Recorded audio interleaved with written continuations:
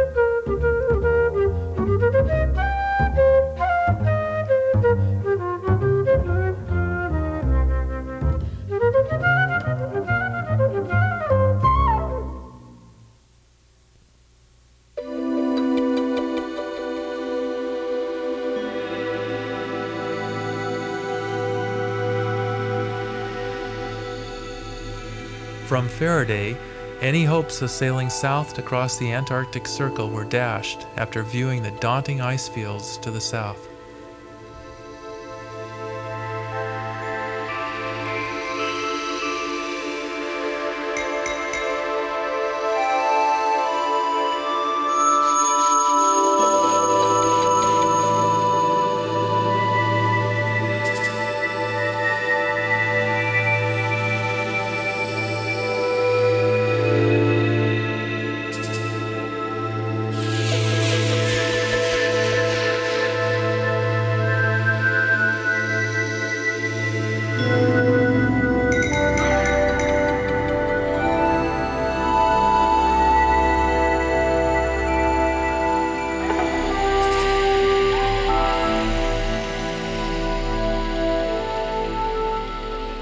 Heading north from Faraday, we retraced our passage serenely through the icebound sea, with the 3,000-foot towering peaks majestically flanking the Lemaire Channel to the tranquility of Paradise Bay.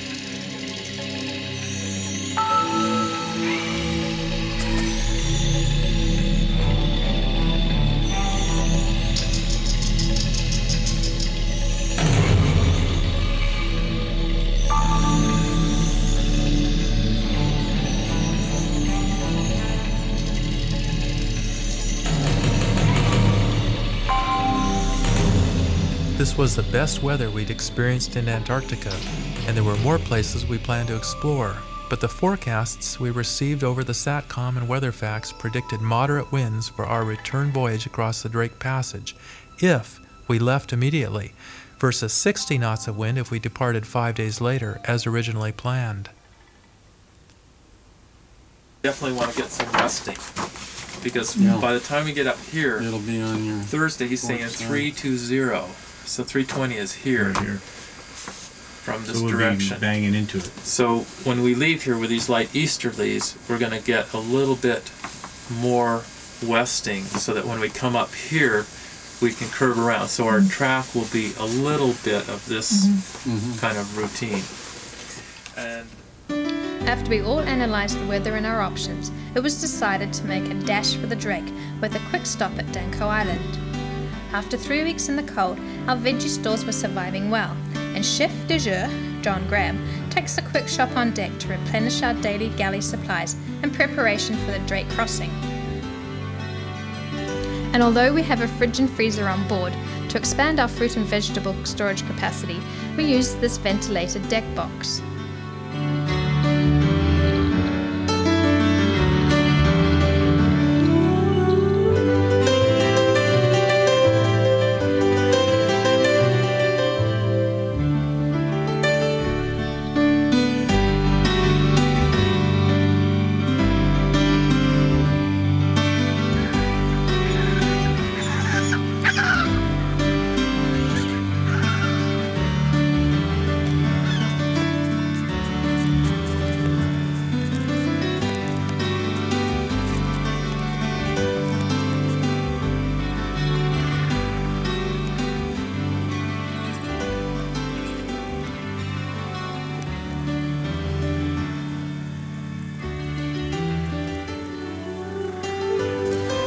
First wanted to go to Antarctica probably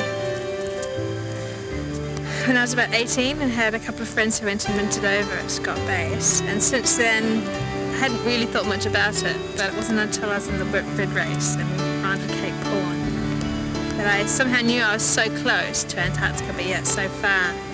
And just one day I sort of came to the realisation that I'd end up here. I didn't know how and I didn't know when, but I just knew that Antarctica was a place that I'd be coming to.